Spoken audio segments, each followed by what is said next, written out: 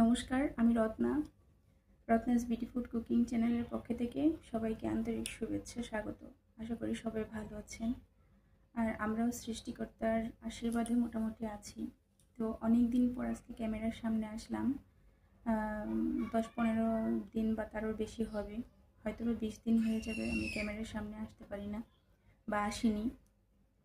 আসলে না আসার অনেক কারণ রয়েছে বা অনেক সমস্যার মধ্যে আছে, যে কারণে আসলে মন মানসিকতা নেই ভিডিও করার মতো। আর পারছি না ক্যামেরার সামনে এসে কথা বলতে বা কোনো একটা কাজ করে দেখাতে।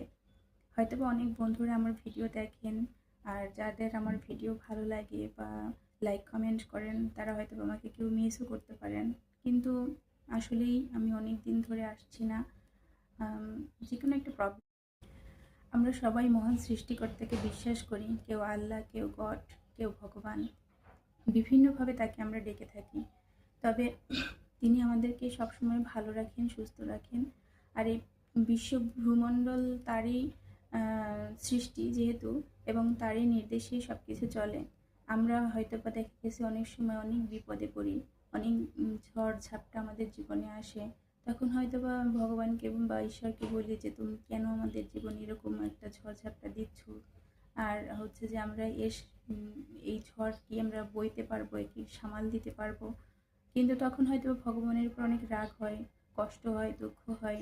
কিন্তু আসলে আমরা যেটা ভাগ্যলিপিতে আমাদের যেটা লেখা হয়েছে সেটা ঘটবেই, যেভাবেই হোক, যে কারণেই হোক। হয়তোবা আমরা কর্মের দোষ দেই, হয়তোবা সময়ের দোষ দেই, কিন্তু আসলে আমাদের সাথে যেটা ঘটার সেটা ঘটবেই, আজ কিংবা কাল। কিন্তু আসলে আমি মানসিকভাবে এতটাই বিধ্বস্ত, এতটাই বিপর্যস্ত যে আসলে এতটা ভেঙে পড়েছি মানসিকভাবে, যেটা আসলে আমি কাউকে প্রকাশ করতে পারছি না। আর সব বিষয়, সব সমস্যাগুলো সবাইকে বলাটাও ঠিক না। হয়তোবা সময় সাপেক্ষে বা সময়ের আবর্তে হয়তো একসময় সবটাই প্রকাশিত হবে বা সবটাই সামনে আসবে, বলতে পারবো কোনো একদিন। আর ঠাকুর যদি আমাকে আমার পাশে থাকে, আমার সহায় থাকে, তাহলে আমার যদি কোনো দিন আসে, আমি সেদিন সবাইকে বলবো যে আমার সাথে কি কি ঘটছে বা আমি কি সমস্যার মধ্যে আছি বা আমি কিভাবে আমার দিনগুলো পার হচ্ছে, সেগুলো হয়তো একদিন প্রকাশিত হবে। তো যাই হোক, আমি এখন আমার সমস্যার কী কারণে বা কী জন্য আমার কী সমস্যা হচ্ছে এগুলো এখন কাউকে বলছি না, আর বলতে চাচ্ছি। আমি বিশ্বাস করি যিনি আমাকে পৃথিবীতে পাঠিয়েছেন, যার করুণায় আমি পৃথিবীতে এসেছি, স্বয়ং সৃষ্টিকর্তা, স্বয়ং ঈশ্বর, স্বয়ং ভগবান, তিনি আমাকে অবশ্যই রক্ষা করবেন। আর তিনি যেহেতু আমাকে সকল বিপদ আপদ দিয়েছেন, যত ঝড় আমার জীবনে উঠিয়েছেন, সে সেসবের মুক্তিও ঠিক আমি তার কাছ থেকেই পাবো, আমি এটা আশা রাখি। এবং আমি করুণাময় ঈশ্বরের কাছে এটাই বিশ্বাস করি, তিনি আমাকে মুক্ত করবেন। তবে আমি নিজেকে যতটা ভেঙে একদম গলিয়ে দিয়েছি, তার থেকে আমি মানসিকভাবে এখন একটু একটু করে শক্ত হতে শুরু করেছি যে আমি যদি থেমে যাই তাহলে আমি হেরে যাব। আর হেরে গেলে আমাদের দেখা গেছে 3টা জীবন শেষ হয়ে যাবে। আর এই হেরে যাওয়াটাকে হয়তোবা মেনে নিতে পারবো না। তো সেক্ষেত্রে সকল দুঃখ কষ্টকে একদিকে ঠেলে দিয়ে যা হয় হবে, জীবনে যা আছে সেটাই হবে, যেটা ঘটবে সেটা হয়তো বা ভালোর জন্যই ঘটবে, যেটা হচ্ছে সেটা ভালোর জন্যই হচ্ছে। এইটা চিন্তা করে, এইটা ভেবে আবার ভাবলাম যে না, আমার নিজেকে শক্ত করতে হবে, নিজেকে আমার সব কিছু সামাল দিতে হবে। আমি যদি ভেঙে পড়ি, আমার একটা সন্তান আছে, আমার সন্তানটার কি হবে, ওর একটা ভবিষ্যৎ আছে। ওর কথা চিন্তা করে আমি আজকে আমার সকল দুঃখ কষ্ট, আমার সকল সমস্যা, বিপদ আপদ সব একদিকে ঠেলে দিয়ে আমি আবার উঠে দাঁড়াতে চেষ্টা করছি। এবং ঈশ্বরের যদি সহায় থাকে, অবশ্যই আমি একদিন উঠে দাঁড়াতে পারবো।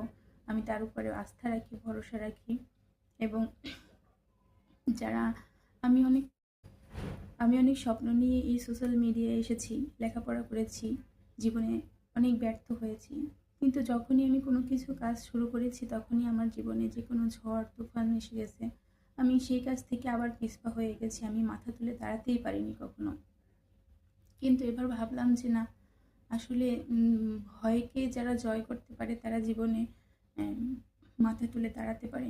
আর বিপদের সময় দেখা গেছে সবাই পিছন থেকে মানে হটে যায়, কাছের মানুষগুলো যেন অপরিচিত হয়ে যায়, মনে হয় যেন সবাই অচেনা, অপরিচিত, অজানা, তাদের সাথে কোনো দিনই দেখা হয়নি, কথাও হয়নি।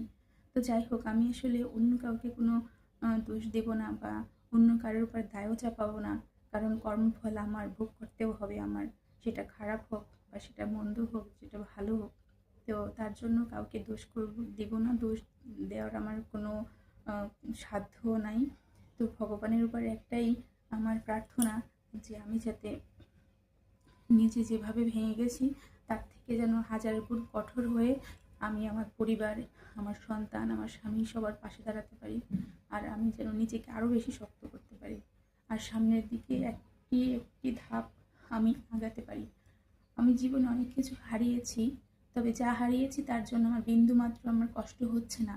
তবে আমি আমার যা আছে যেটা আছে বা আমার আপনজন যে দুজন আছে আমি তাদেরকে নিয়ে টিকে থাকতে চাই, তাদেরকে নিয়ে আমি শক্ত হয়ে আমি আমার পথটা চলতে চাই। ঈশ্বরের কাছে আমি প্রার্থনা করি ঈশ্বর যেন আমার সহায় হোক।